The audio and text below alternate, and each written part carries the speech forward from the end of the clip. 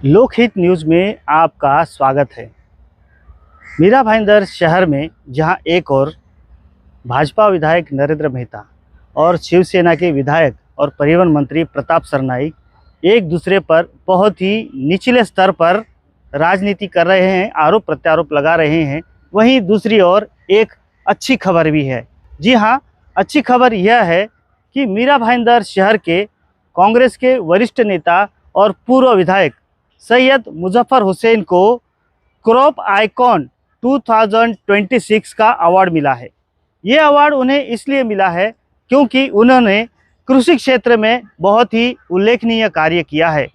नागपुर के रामटेक जैसे विषम परिस्थितियों में उन्होंने अपारंपरिक खेती का पैटर्न लागू करते हुए वहाँ के किसानों के लिए एक उदाहरण पेश किया है और अपारंपरिक खेती के माध्यम से महाराष्ट्र के किसान आत्महत्या से कैसे उबर सकते हैं, इसकी मिसाल सैयद मुजफ्फर हुसैन ने पेश की है। और उनके कृषि क्षेत्र के इसी कार्य को देखते हुए ICAR यानी कि Indian council of agricultural research की ओर से उन्हें क्रॉप आइकॉन 2026 का अवार्ड दिया है। दिल्ली में हुए एक बहुत ही शानदार कार्यक्रम में उन्हें पुरस्कार देकर नवाजा गया। इस पूरे कार्यक्रम के बारे में हमने सैयद मुजफ्फर हुसैन से बात की और जानना चाहा कि ये जो पुरस्कार मिला है उन्हें किस कार्य के लिए मिला है और पुरस्कार किस प्रकार का है और यह पुरस्कार मिलने के बाद उन्हें कैसा महसूस होता है। इस सभी बातों की जानकारी लेने के लिए हम उनके निवास स्थान पर गए और उनसे चर्चा की और इस चर्चा के दौरान सैयद मुजफ्फर हुसैन ने क्या जानकारी दी, आइए हम आपको दिखाते हैं। ये गवर्नमेंट ऑफ इंडिया का make in India organic and natural profitable 2047 के अंतर्गत कृषि जागरण और ICAR की तरफ से क्रॉप आइकॉनिक अवार्ड दिया गया है। नेचुरल एंड ऑर्गेनिक फार्मिंग की डिफरेंट कैटेगरीज थी, तो महाराष्ट्र में क्रॉप पैटर्न अवार्ड के अंदर एकमेव अवार्ड मुझे दिया गया है, क्योंकि विदर्भ की जो परिस्थिति है जहाँ पे फार्मर्स की इनकम काफ़ी कम है, सुसाइडल्स है, तो वहीं पर हमने एक प्रयोग किया नेचुरल एंड ऑर्गेनिक फार्मिंग में कि कम पैसे की लागत में ज़्यादा उत्पादन कैसे मिले। और विशेषतः जो केरल के प्रोडक्ट्स हैं, क्रॉप्स हैं, स्पाइसेस, वो हमने वहाँ पे सक्सेसफुली प्लांट किया है और एक क्रॉप पैटर्न चेंज की दिशा में एक नई पहल की है। इसलिए कृषि जागरण और ICAR की तरफ से ये क्रॉप आइकॉन अवार्ड दिया गया। ये अवार्ड गवर्नमेंट ऑफ इंडिया ने कृषि जागरण और ICAR को जिम्मेदारी दी है कि ये make in India organic and natural profitable 2047, जो गवर्नमेंट कहती है कि 2047 तक हिंदुस्तान को ऑर्गेनिक और नेचुरल प्रॉफिटेबल इस तरह के एग्रीकल्चर में आगे बढ़ना है। उसके अंतर्गत ये प्रोग्राम पिछले साल से स्टार्ट हुआ है और ICAR Indian council of agriculture research के साइंटिस्ट जो होते हैं, वो सारे नॉमिनीज जो होते हैं, काश्तकार फार्मर्स ऑल इंडिया से, डिफरेंट कैटेगरीज होती है। धान का काश्तकार होता है, गेहूँ का है, हॉर्टिकल्चर का है, फिशरीज का है, एनिमल हस्बेंड्रीज के हैं, वर्मिकल्चर्स का है, जो ऑर्गेनिक और नेचुरल के लिए जो फर्टिगेशंस है और फर्टिलाइजर्स और पेस्टिसाइड लगता है, जैसा नीम के ऊपर बहुत सारी मेडिसिन बनती हैं, तो इस तरह के और बहुत सारे नेचुरल और ऑर्गेनिक फार्मिंग करने के लिए बहुत सारे न्यू इन्वेंशंस फार्मर्स करते हैं खुद के लेवल पे।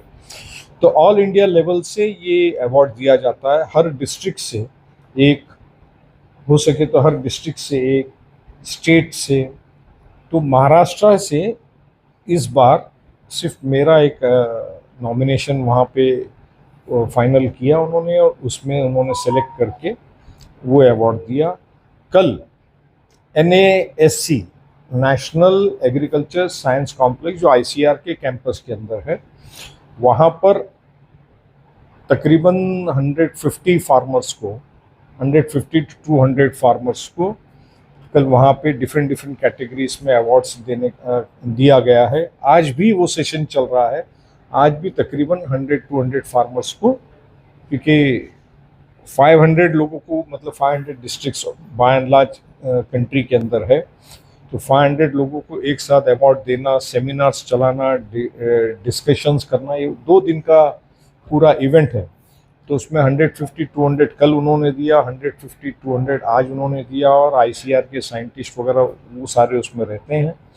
और क्योंकि पार्लियामेंट का सेशन वुमेंस बिल्स के ऊपर चल रहा है, इसलिए एग्रीकल्चर मिनिस्टर्स और बाकी के मिनिस्टर्स वहाँ नहीं आ पाए, अदरवाइज उनके प्रेजेंस में ये फंक्शंस होल्ड होते हैं। मैंने 2015-16 से ये फुल फ्लेज फार्मिंग का काम स्टार्ट किया, और उसके पीछे का इंटेंशन यही था कि विदर्भ के अंदर एक न्यू क्रॉप पैटर्न करना चाहिए।